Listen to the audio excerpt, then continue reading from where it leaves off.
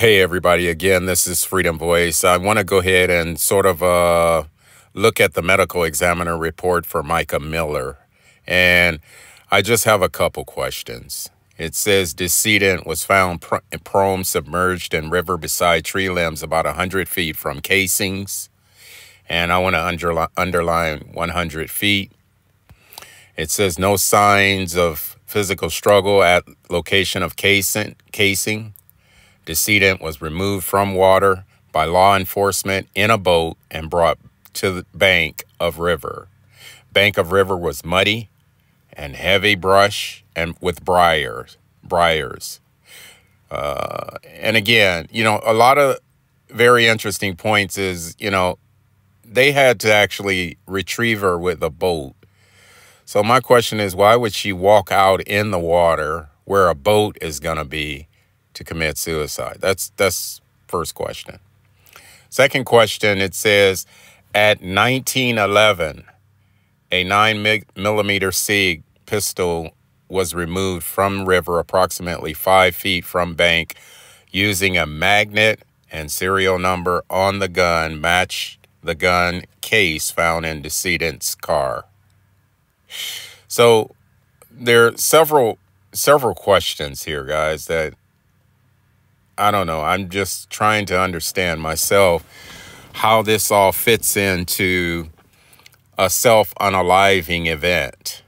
And the first question is, how does the casing get 100 feet away from the body? Like, that's quite a distance.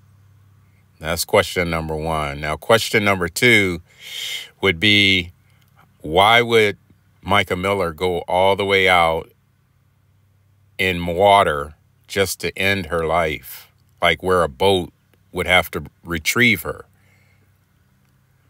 The third question is, why did it take 4 hours for them to remove the gun? It says at 15:42, the decedent's car was identified at Lumber River State Park. Okay, that's 15:42. That's like 3:42 in the afternoon. But it says at 1911, a 9mm. So that's 4 hours from the time when they located her car in the parking lot. 4 hours. And the next question is, how were the casings found? If the pew, as people call it, was found in the water, and it sounds like the casings were not found in the water. Like, how does that work? How does that pan out? That's kind of interesting. Now, going to the next page. Now, on this page is where I have real questions.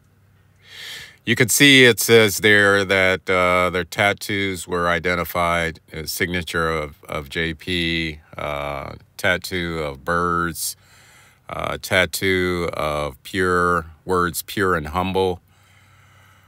But when we get up to the image of the head, I just have some questions regarding the entry and exit wound, because this would determine, in my mind, it would determine whether or not it was a self-unaliving or a murder, in my mind.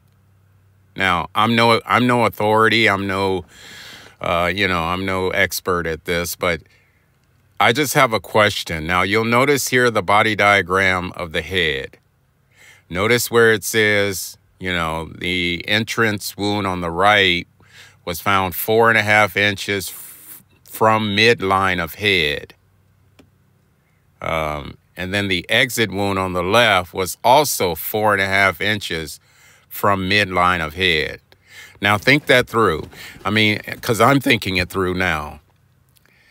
The entrance wound is right over the ear. The exit wound is right over the ear. And they're both 4.5 inches midline of head.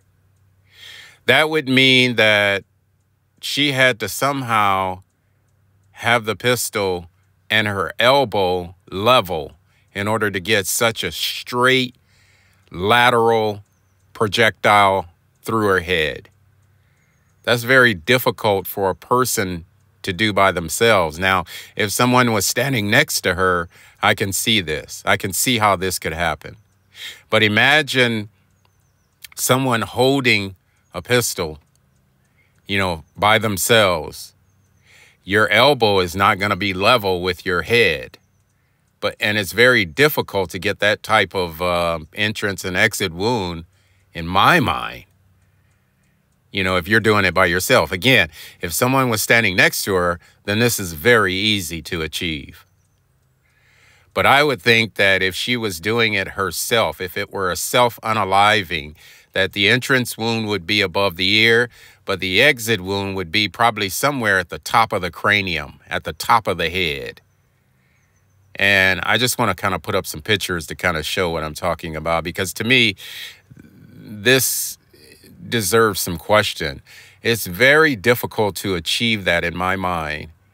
You know, if you were to stand in the mirror and hold your finger up to your head, it would be very difficult to get your finger level. I mean, this is a level, lateral projectile going through her head. And I'm thinking, if it's a self-unaliving, it shouldn't be level and lateral like that. It should be almost sort of going in an upward rotation or an upward travel. The projectile should be going up instead of straight across it. That's the way I think, because it's very difficult, again, to get your elbow level and hold the, my thinking is that she would have to turn the weapon upside down if she turned it upside down. But you see what I'm saying here. You know, when I think about a self-unaliving and I look for an entry and exit wound, I think about something because, you know, the way the arm is the structure of the elbow and the arm makes it very difficult to have that. And according to the diagram here, as well as the medical examiner report, the entry and exit wounds were both level. They were both at the same location. Even the diagram is not quite level. But according to the writing next to the diagram, I would imagine they measured it. But it seems as though they're saying it's a level lateral projectile through her head. So I don't know. Well, comment below and let me know what you think. To me, it almost even proves that, you know, it wasn't a self-unaliving, if we take the facts here at face value. Until next time, take care.